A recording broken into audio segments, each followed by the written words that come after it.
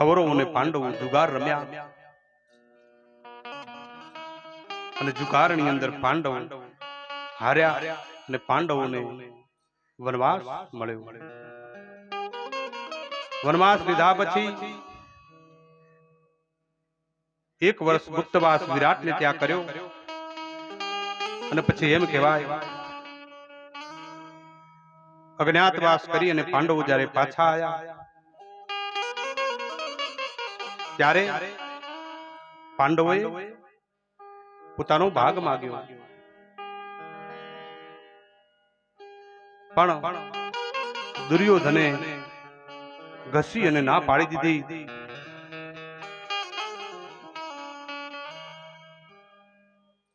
મહાભારતમાં કુરુક્ષેત્રનું યુદ્ધ થયું. કૌરવ પક્ષે ઘણી હાનિ થઈ, આખું કુળ કપાઈ ગયું.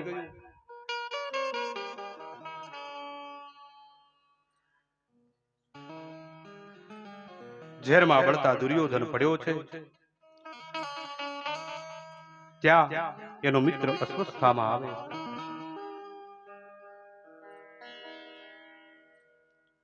ઘણીવાર ઘણી જગ્યાએ અમે સાંભળતા હોઈએ કે ઘરમાં મહાભારત લોકો ના રાખે, કે ઘરમાં મહાભારત રાખીએ ને તો ઘરમાં મહાભારત થાય. અરે એવું નથી. ઘરમાં મહાભારત નથી રાખતા એટલે જ મહાભારત થાય છે.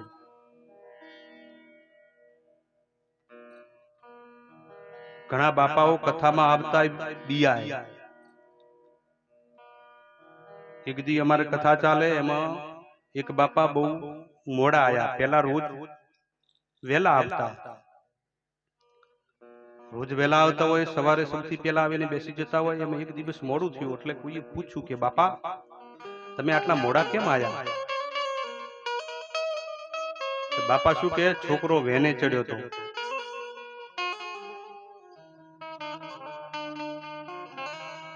વેને ચડ્યો એટલે છોકરે આડો લીધો તો કથામાં આવવાનો.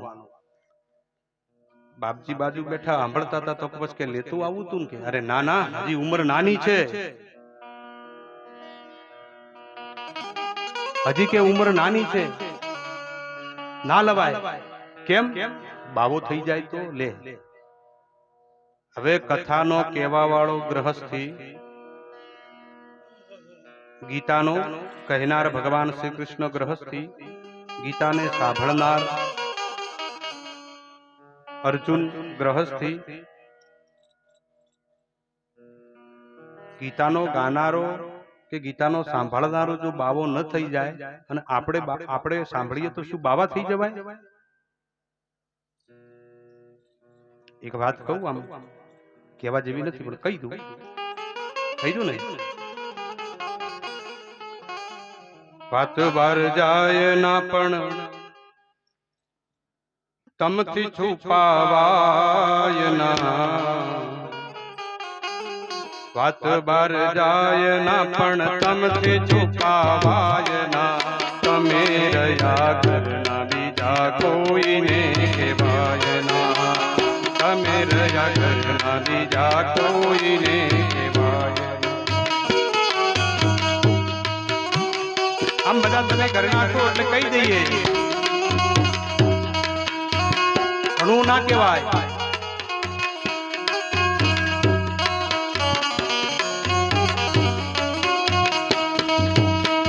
જગતમાં એવો કોઈ દાખલો બતાવો, જગતમાં એવો કોઈ દાખલો બતાવો. ગીતા વાંચીને કોઈ થયો એ ભાવો, ગીતા વાંચીને કોઈ થયો એ ભાવો. હે મારા પ્રભુજીની વાણીને, હે મારા વાલાની વાણીને આમ ભગવાયના.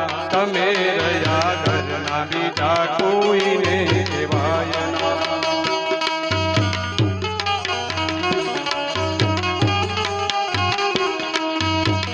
વાત બાર જાય ના પણ તમથી છુપાવાય ના. વાત બાર જાય ના પણ તમથી છુપાવાય ના. તમે રહ્યા ઘરના બીજા કોઈને કહેવાય ના. તમે રહ્યા ઘરના બીજા કોઈને કહેવાય ના. તમે રહ્યા ઘરના બીજા કોઈને કહેવાય ના. કથા સાંભળીએ તો આપણામાં અને આપણને ખબર પડે ધર્મની સાથે રહેવાથી શું થાય અને અધર્મની સાથે રહેવાથી શું થાય. સ્પષ્ટતા આપણને દેખાય જ છે. મહાભારતનું યુદ્ધ એ ધર્મ અને અધર્મની વચ્ચે હતું અને આપણે સમજીએ છીએ કે પરમાત્માએ ધર્મની સાથે ઉભા રહી અને ધર્મનો વિજય કરાયો હતો. દુર્યોધન પડ્યો છે વેરના અગ્નિમાં બળતો દુર્યોધન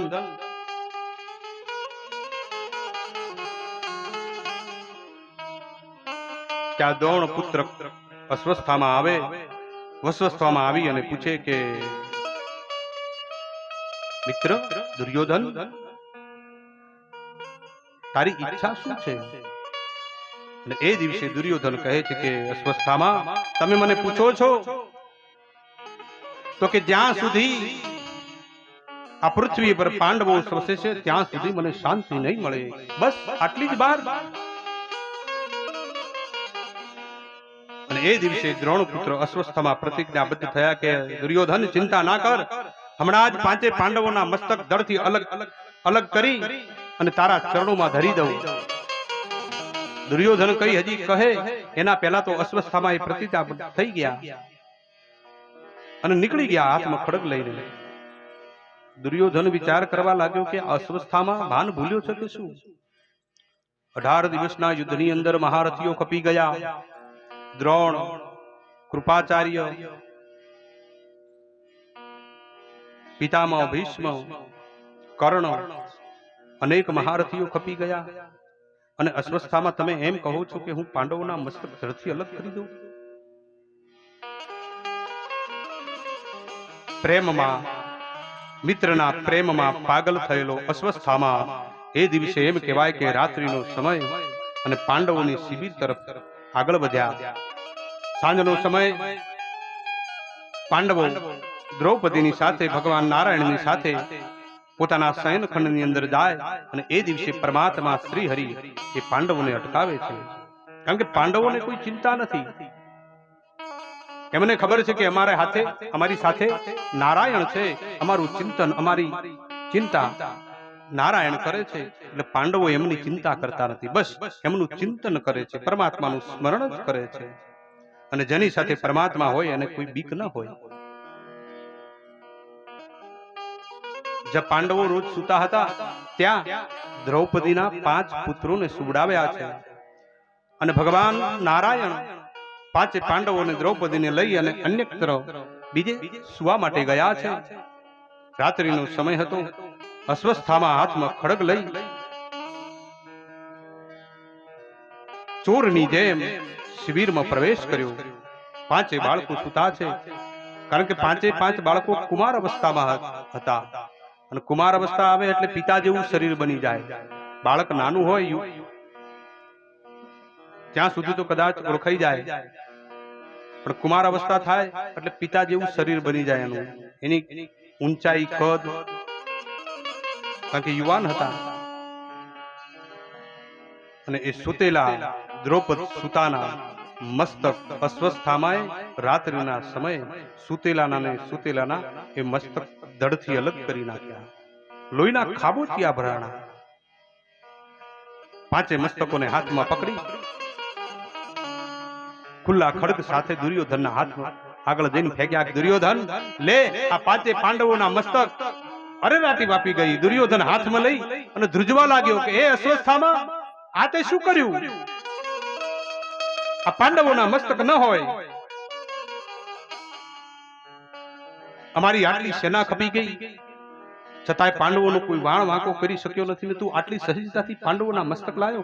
અને એ દિવસે એમ કહેવાય કે દુર્યોધને 5 મસ્તકને હાથમાં લઈને દબાયા ને તો ભાગીને ભૂક્કો થઈ ગયા. અને દુર્યોધને એ દિવસે હરેરાટી કરે, રે અસ્વસ્થામાં તમે અમારું કુળ તો કપાઈ ગયું, પણ અમારા કુળનો ઉદ્ધાર કરનાર, અમારા કુળને વંશને આગળ વધારનાર આ કુમારોને પણ મારી નાખ્યા.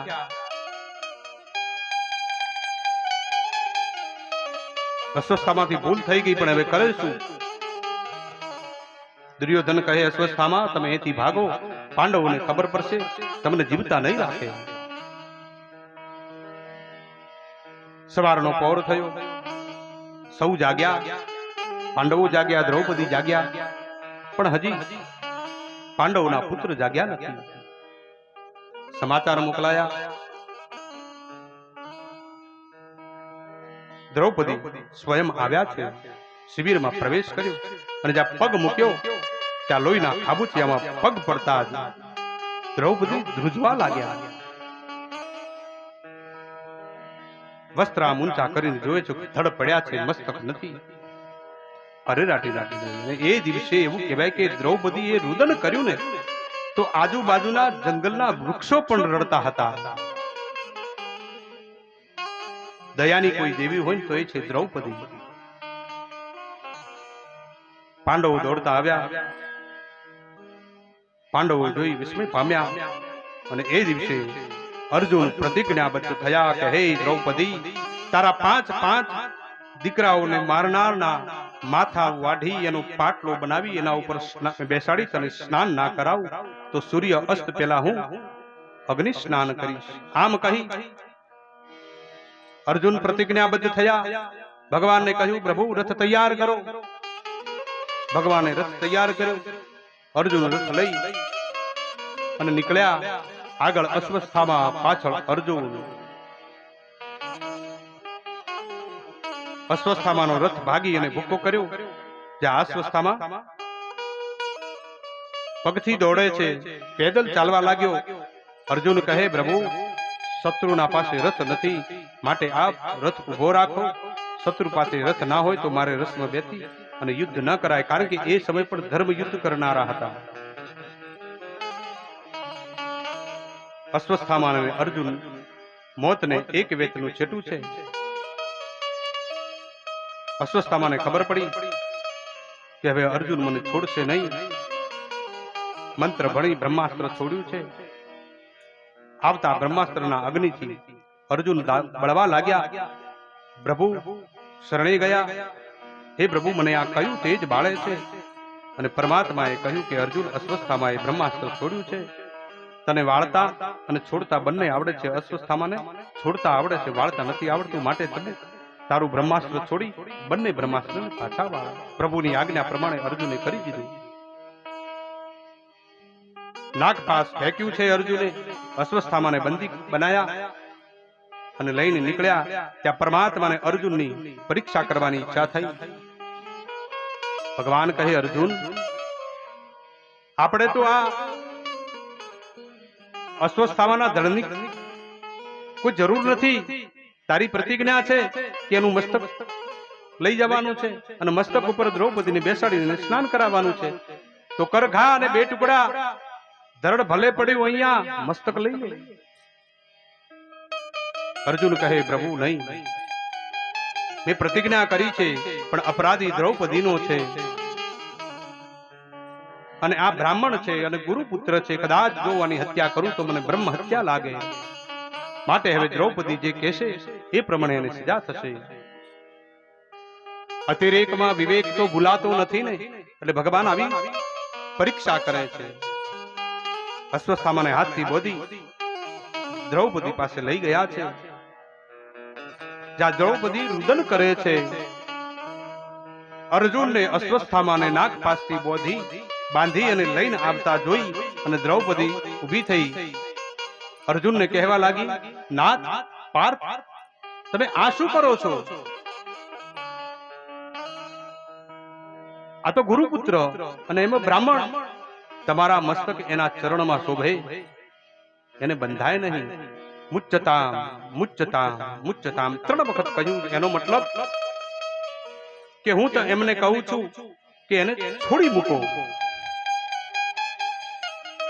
અર્જુન કહે, દ્રૌપદી, તું આ જેને છોડવાની વાત કરે છે એ જ તારા 5 પુત્રોનો હત્યારો છે.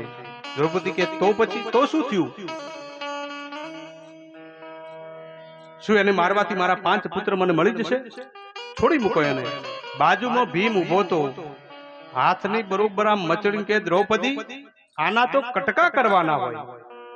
તું મને આજ્ઞા આપ, મચ્છરની જેમ એનો ચૂંદો બનાવી દઉં. દ્રૌપદી કે નહીં.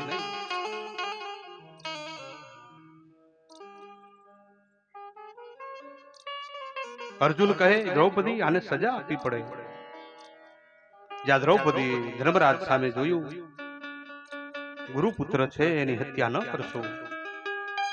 ભીમસેન કહે, અર્જુન કહે મેં પ્રતિજ્ઞા કરી છે. આ બાજુ ભીમસેન કહે દ્રૌપદી આને મારવો જોઈએ. બીજી બાજુ યુધિષ્ઠિર કહે કે છોડી મૂકો.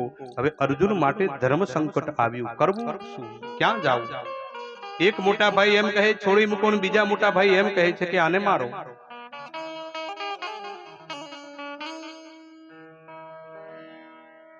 દ્રૌપદી કહ્યું કે કદાચ જો આને તમે મારશો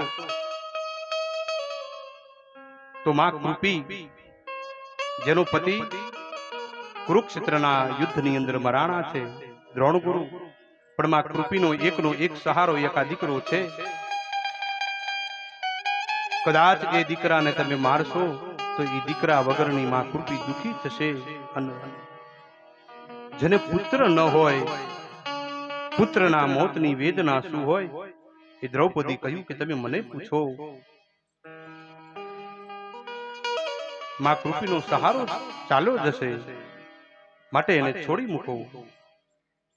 દ્રૌપદી કહે કે હે પાંડવો, તમે કોઈનું ભલું ન કરી શકો તો કાંઈ નહીં, પણ કોઈને દુઃખ ના આપશો.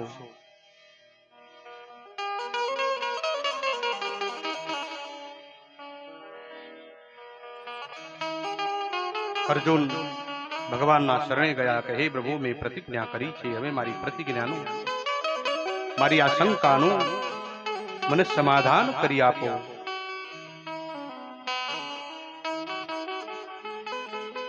ભગવાન કહે અર્જુન ચિંતા ન કરશો.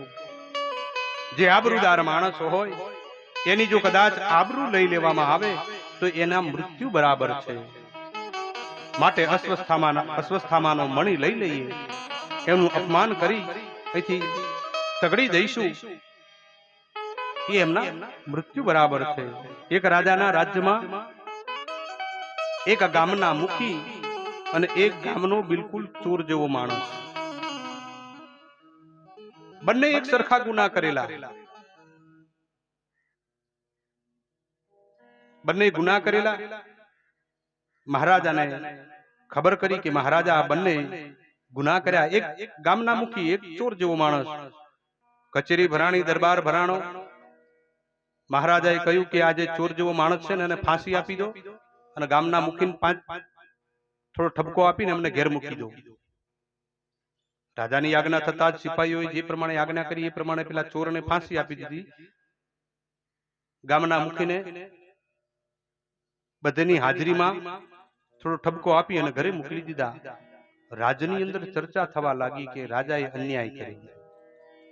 સરખા એવા બંનેના ગુના એક જ સરખા, છતાંય પેલા ગામના મુખી હતા એટલે એમને ખાલી ઠપકો જ, અને બાપડા પેલા ચોરને ફાંસી. આ તો અન્યાય થયો. વાયુ ઉગે, વાત ઉડતી ઉડતી રાજાના કાને ગઈ. મંત્રીગણને કહ્યું કે મંત્રીગણ, મેં જે સજા કરી બંનેને મોતની સજા કરી છે. અરે મહારાજ, ક્યાં મોતની સજા કરી છે? તમે પેલા ગામના મુખીને તો ઠપકો જ આપ્યો છે. અરે કે તમે સવારમાં જોજો, ચિંતા ના કરો, સવારમાં જોજો. અને ગામના મુખી ઘરે ગયા. ઘરે જઈ અને ચિંતા કરવા લાગ્યા કે આજે મારે ગામ વચ્ચે અપમાનિત થવું પડ્યું. આબરૂદાર માણસ હોય ને, એક વખત જો કદાચ એની આબરૂ જાય ને તો એ માણસ બીજી વખત ભૂખ ન બતાવે. રાત્રિના સમયે ગળે ફાંસો ખાઈ અને મુખી મરી ગયા. સવારમાં ખબર પડી. રાજાએ કહ્યું કે જુઓ, એ બંનેને સરખા જ ગુના કર્યા હતા ને. એમ જો કદાચ કોઈ વ્યક્તિનું અપમાન કરીએ તો એ એના મોતની સજા બરાબર છે. અને પાંડવોએ એ દિવસે અશ્વસ્થામાને અપમાન કરી એમનો મણી લઈ લીધો, અપમાનિત કરી અને છોડી મૂક્યા. આ બાજુ પાંડવોએ પોતાના 5 દીકરાઓના અગ્નિ સંસ્કાર કર્યા. આમ તો અસ્વસ્થામાં પાંડવોના ઋણી હતા, કારણ કે પાંડવોએ એમને છોડી દીધા હતા. પાંડવોએ એમને છોડી દીધા હતા અને કે આટલો મોટો અપરાધ કરે અને કોઈ છોડે નહીં. પણ દ્રૌપદીના કહેવાથી પાંડવોએ એમને છોડી દીધા. અગ્નિના વેરમાં બળતા અસ્વસ્થામાએ નિર્ણય કર્યો કે હવે હું પાંડવોને અને પાંડવોના અંશને પણ મિટાવી દઉં. અને બ્રહ્માસ્ત્ર છોડ્યું છે. પાંડવોના અર્જુનના પુત્ર અભિમન્યુ અને અભિમન્યુની પત્ની ઉત્તરાના ઉત્તરાને ગર્ભ રહેલો છે. એ ગર્ભમાં રહેલા બાળક ઉપર બ્રહ્માસ્ત્ર છોડ્યું છે. આ બાજુ અગ્નિ સંસ્કારની વિધિ પૂરી થાય અને જ્યાં ભગવાન દ્વારકા જવા માટે નીકળે, એક હાથથી રથનો થાંભલી પકડી અને એક પગ રથના પૈડા ઉપર મૂકીને જ્યાં બીજો પગ મૂકવા જાય અને દોડતી એક સ્ત્રી આવે, મારું રક્ષણ કરો હે નાથ, મારું રક્ષણ કરો, હું મરું તો ચાલશે, મારું મૃત્યુ થાય તો કોઈ ચિંતા નથી, પણ મારા બાળકનું રક્ષણ કરજો. અભિમન્યુની પત્ની ઉત્તરા, જેના ગર્ભની અંદર અભિમન્યુનું બાળક છે, દોડતી આવી અને ભગવાન શ્રી કૃષ્ણના ચરણ પકડી લીધા છે.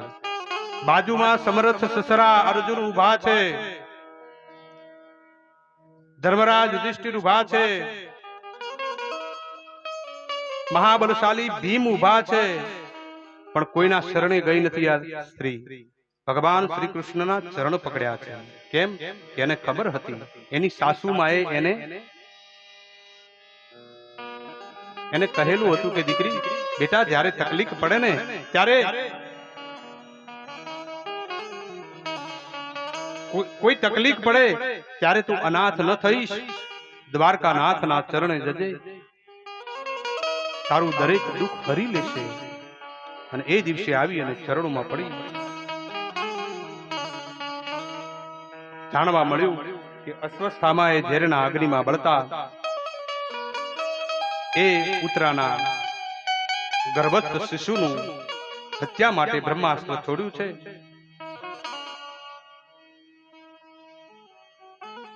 જ્યારે પાંડવો જુગાર રમ્યા ને ત્યારે અનેક મહારથીઓ હતા, પાંડવો હતા, દરેકની સાથે આજી કરી હતી. દ્રૌપદીએ પણ કોઈએ એની રક્ષણ નતું કર્યું અને દ્વારકાનાથે એનું રક્ષણ કર્યું હતું. એટલે એને ભરોસો હતો, એટલા માટે જ એને કીધું હતું કે તું દ્વારકાનાથના શરણે જજે. પરમાત્માએ ઉત્તરાના પાછા પેસતા શ્વાસની અંદર સૂક્ષ્મ રૂપ ધારણ કરી ગર્ભની અંદર પ્રવેશ કર્યો. નાનકડું રૂપ લીધું, 4 હાથમાં શંખ ચક્ર ગદા પદ્મ ધારણ કરેલા છે. અને એ નાનકડા બાળકની ચારે બાજુ એ સ્વરૂપ ફરવા લાગ્યું. જ્યાં અસ્વસ્થામાનું બ્રહ્માસ્ત્રનું તેજ હતું, એ સુદર્શન ચક્ર દ્વારા એનો નાશ કરી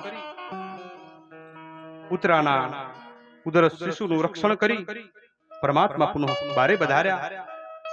બારે આવી અને પાંડવો પાસેથી વિદાય લેવા તૈયાર થયા. એટલે ત્યાં કુંતાજી સમક્ષ આવીને ભાર્યા, બે હાથ જોડીને કહેવા લાગ્યા કે હે નાથ, દ્વારિકાના નાથ. કુંતાજીએ ભગવાનની સ્તુતિ કરી, પ્રાર્થના કરી છે. ભગવાન ગદગદિત થઈ ગયા અને કહેવા લાગ્યા, બુઆ તમે રડો છો કેમ? તમે રડશો નહીં, અને કદાચ તમે મારી સ્તુતિ કરી તો તમે વરદાન માગો, કંઈક એવું વરદાન માગો કે જેથી કરીને તમારે જીવનમાં કઈ વસ્તુની જરૂર જ ના પડે. ભગવાન કહે છે કે કદાચ હું જેના ઉપર પ્રસન્ન થાઉં ને અને કોઈ મારી વધારે સ્તુતિ કરે ને તો હું એના ઉપર પ્રસન્ન થાઉં તો એને વરદાન આપ્યા વગર ક્યાંય જતો નથી. એ દિવસે કુંતાજી કહે કે હે પુરુષોત્તમ, ખરેખર તમે મારા ઉપર પ્રસન્ન હોય અને જો કદાચ તમારે મને વરદાન આપવું હોય તો શું હું માગીશ એ તમે આપશો? અરે બુઆ, તમે માગીને તો એકવાર જુઓ તો ખરા, તમે જે માગશો તે આપીશ. અને કુંતાજી એ દિવસે જે માગ્યું ને એ જગતનો કોઈની તાકાત નથી માગી શકે એવું વરદાન માગ્યું. કુંતાજીએ કહ્યું કે હે પ્રભુ, અમારું જીવન સંકટોથી ભરી નાખો, અમારા જીવનમાં દુઃખ અને દુઃખ જ આપો. અને જ્યાં કુંતાજી આ માગણી કરીને ભગવાનના નેત્ર જે ખુલ્લા હતા ને એનાથી ડબલ ખુલી ગયા, આંખોમાં આંસુ આવી ગયા. કહેવા લાગે કે બુઆ તમે આ શું માંગો છો? કે હા પ્રભુ, અમને દુઃખ આપો. તો પણ કે કેમ? કે અમને ખબર છે કે જે દિવસે અમારે દુઃખ પડ્યું ને એ દિવસે તમે દોડી દોડી અને અમારી રક્ષણ માટે આવ્યા છો. वो सुख पर पत्थर पड़ो राम हृदय से जाय, वो सुख पर पत्थर पड़ो राम हृदय से जाय, बलिहारी उस दुख की, बलिहारी उस दुख की, पल पल राम भजा. मुश्किली જ્યારે પડે ત્યારે તને યાદ કરું, મુશ્કેલી જ્યારે પડે ત્યારે તને યાદ કરું, દુઃખોમાં વિસરું તને, સુખોમાં યાદ કરું.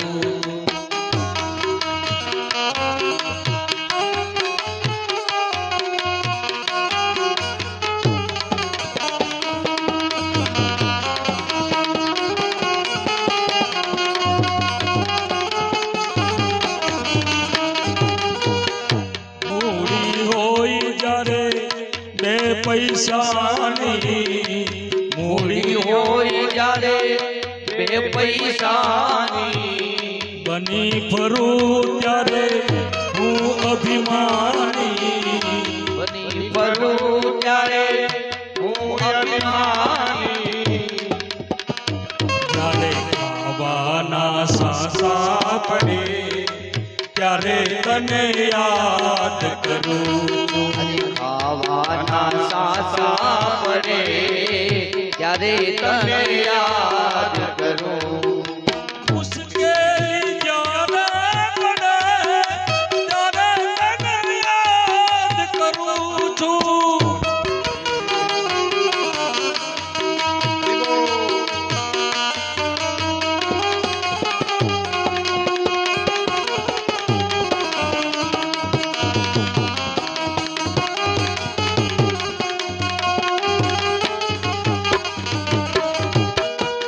સાથે હોય જ્યારે બે સંગાથી, સાથે હોય જ્યારે બે સંગાથી, ગજ ગજ ફૂલે છાતી મારી, ગજ ગજ ફૂલે છાતી મારી, જ્યારે એકલડા જાવું પડે,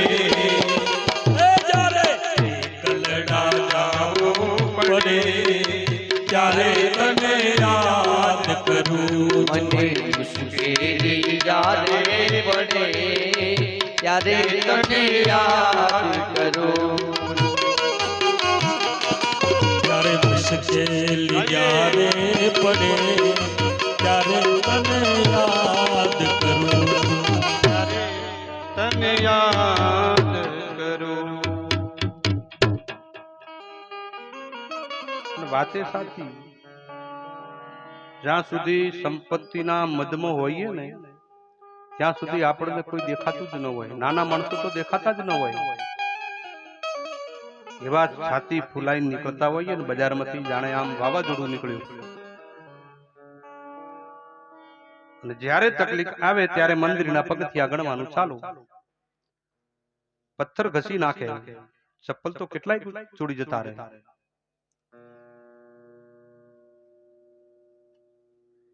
કદાચ પરમાત્માએ સુખ આલ્યું અને સુખની અંદર જો પરમાત્માને ભજતા રહીએ ને તો પરમાત્મા કોઈ દિવસ દુઃખ ના આવવા દે ઘરમાં.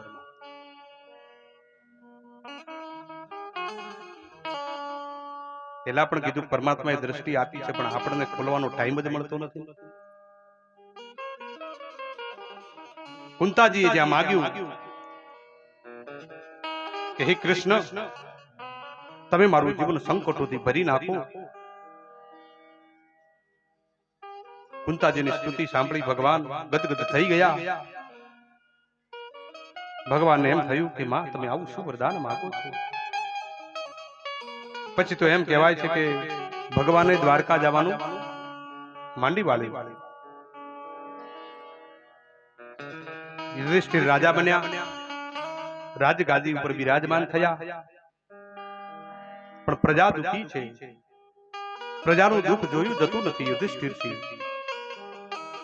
યુધિષ્ઠિર ગાદી ઉપર બેઠા, પણ એ ગાદી ઉપર એમને શાંતિ નથી. અનેક વિધવા સ્ત્રીઓના ચીખો સંભળાય છે. ભગવાનને શરણે ગયા કે હે પ્રભુ, હું ગાદી ઉપર બેસું છું પણ મને ગાદી ઉપર શાંતિ મળતી નથી. એવામાં મહાભારતનું એક મહાન પાત્ર અંતિમ ગણીઓ ગણી રહ્યું છે. ઉત્તરાયણનો સમય નજીક આવે,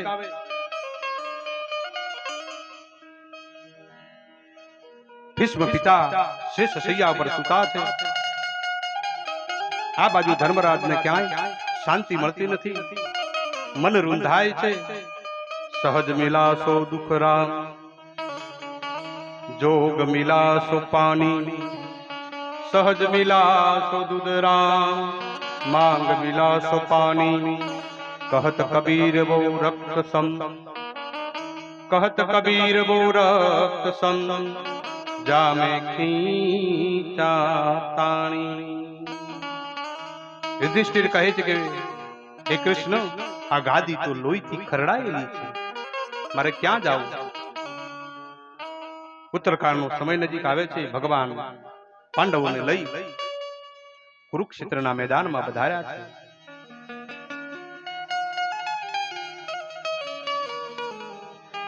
ભીષ્મ પિતા અંતિમ કડીઓ ગણી રહ્યા છે. અનેક ઋષિ મુનિઓને ખબર પડી. દરેક ઋષિ મુનિઓ આશીર્વાદ આપવા માટે પધાર્યા. અત્રિ, વશિષ્ઠ, વિશ્વામિત્ર, ભગવાન દ્વારિકાના નાથ સ્વયં ચયન ઋષિ પધાર્યા. આપણી પાસે કદાચ અંત સમય આવે, આપણો અંત સમય આવે ને આપણી પાસે સંપત્તિ વધારે હોય તો કદાચ વધી વધીને ઘણા વધારે આવે તો ડોક્ટર બે ચાર વધારે આવે, પણ સાધુ સંતો ના આવે. એ તો કઈક જન્મના ભાગ્ય ભેગા થયા હોય ત્યારે જ આવા સંતો અંત સમય આવીને દર્શન આપે. ભગવાન કૃષ્ણ પિતામાના મસ્તક આગળ આવીને ઉભા રહ્યા. પાંડવો દરેક ચરણોમાં ઉભા છે. દરેક પાંડવોની આંખોમાં આંસુ છે. પાંડવો રડી રહ્યા છે. પિતામાનો યાદ મનમાં ખટકે છે. પિતામાનું દુઃખ જોયું જાતું નથી. રૂંધાતો કંઠ, આંખના આંસુ પણ સુકાઈ ગયા છે. હવે તો પાણી પણ રહ્યું નથી શરીરમાં કે જે આંખોમાંથી વહી શકે. સ્તુતિ કરવી છે, સ્તુતિ કરી શકતા નથી. પોતાના નેત્રોને બંધ કર્યા. અંતરના ભાવથી, અંતરની વાણીથી પરમાત્માને સ્તુતિ કરે છે. હે માધવ, હે કૃષ્ણ, ઇતિમતિ કલ્પતરુ, હે ઈશ્વર, મારે એક દીકરી છે પણ કુંવારી છે. અને જ્યાં પિતામાએ કહ્યું કે દીકરી, અને કૃષ્ણએ અંતરની વાત જાણી કે ઓહો પિતામા, તમે તો બ્રહ્મચારી છો અને વળે તમારે દીકરી કઈ? તમે બાળ બ્રહ્મચારી અને તમારે દીકરી? તો કે હા, મારી બુદ્ધિ રૂપી કન્યા, મારી મતિ, મારી બુદ્ધિ એ કન્યા હજી કુંવારી છે. એ મારી દીકરીના હજી હાથ પીળા થયા નથી. માટે હે ઈશ્વર, એ મારી દીકરીને હું તમારી સાથે પરણાવવા માંગુ છું. આનો તાત્પર્ય અર્થ એ થયો કે આપણી બુદ્ધિને, આપણી મતિને આપણે પરમાત્મામાં લગાવીએ. અને જ્યાં બુદ્ધિ પરમાત્માની થાય એટલે પછી એ છળ કપટ કરવાનું છોડી દે, ખોટા વિચારો કરવાનું છોડી દે. અંતર્યામી પિતામાના અંતરની યાદ સમજી ગયા, એ વાત સમજી ગયા. પિતામાને આશીર્વાદ આપ્યા. ભગવાન સૂર્યનારાયણે મકર રાશિમાં પ્રવેશ કર્યો. ઉત્તરાયણનો સમય આવ્યો અને પિતામાએ પોતાના દેહનો ત્યાગ કરી. એમને ઈચ્છા મૃત્યુનું વરદાન હતું પિતામાને કે જ્યારે ઈચ્છા થાય ત્યારે એ મૃત્યુ પામે. ગંગાના પુત્ર હતા. પિતામા સ્વર્ગે સિધાવ્યા. એક જ્યોતિ નીકળી પરમાત્મામાં લીન થઈ ગઈ. પાંડવો પિતામાની ઉત્તર ક્રિયા કરાવી. અંતિમ વિધિની દરેક વિધિઓ કરી અને પિતામાની યાદમાં પાંડવો ખૂબ દુઃખી થયા છે. સૌ પાંડવો ઘરે આવ્યા.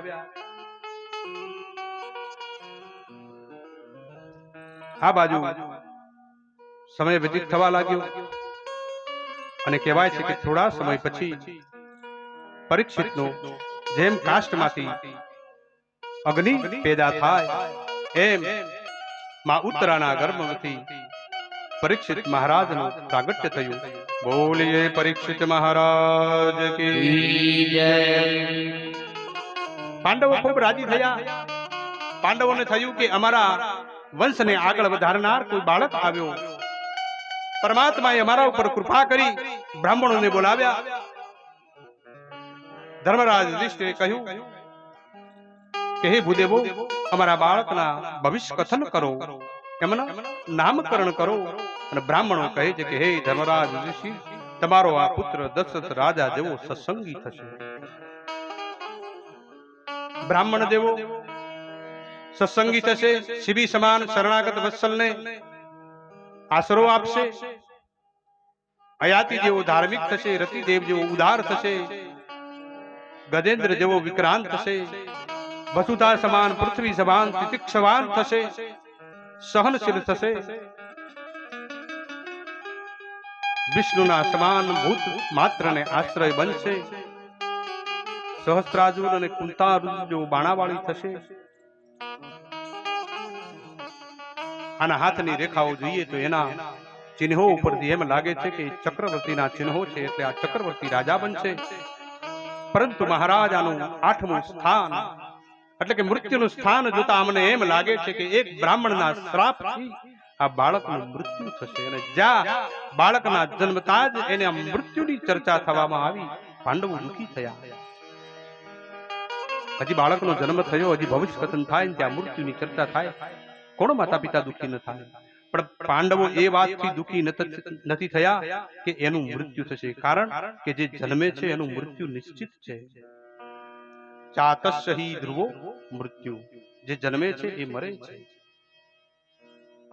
પણ વાત દુઃખ એ વાતનું હતું કે એનું મૃત્યુ એક બ્રાહ્મણના શ્રાપથી. શું કોઈ બ્રાહ્મણ એમને કોઈ કારણ વગર તો શ્રાપ નહીં આપે? અને અમે પાંડવો તો ગૌ બ્રાહ્મણ પ્રતિપા. શું અમારું આ બાળક બ્રાહ્મણનો અનાદર કરશે, એમનો અપરાધ કરશે, એમના આજ્ઞાની અમાન્ય કરશે કે શું?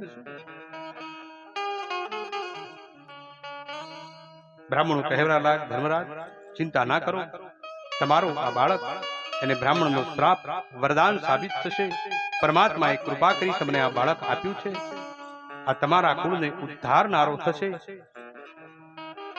પરમાત્માની બેનો થોડાક આગળ આવી જાઓ, જગ્યા આગળ ખૂબે છે આપણે. હા, થોડાક બેનો આગળ આવી જાઓ, જગ્યા ઘણી છે પાછળ.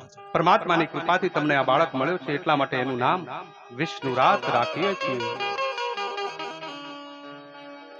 પણ જે આ બાળકનું નામ વિષ્ણુરાત રાખ્યું અને બાળક સામે પાંડવો જોવે તો એ બાળક સામે આજુબાજુ ઉભેલા દરેક લોકોની સામે ટગર જુએ છે અને જુએ છે અને ઓળખવાનો પ્રયત્ન કરે છે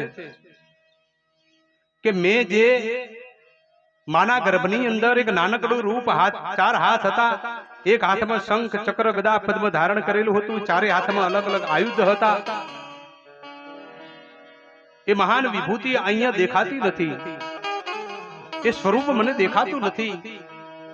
અને જ્યાં બધાની પરીક્ષા કરવા લાગ્યો એટલે એનું નામ થયું પરીક્ષિત મહારાજ. બોલીએ પરીક્ષિત મહારાજ મહારાજ કી કી જય. જય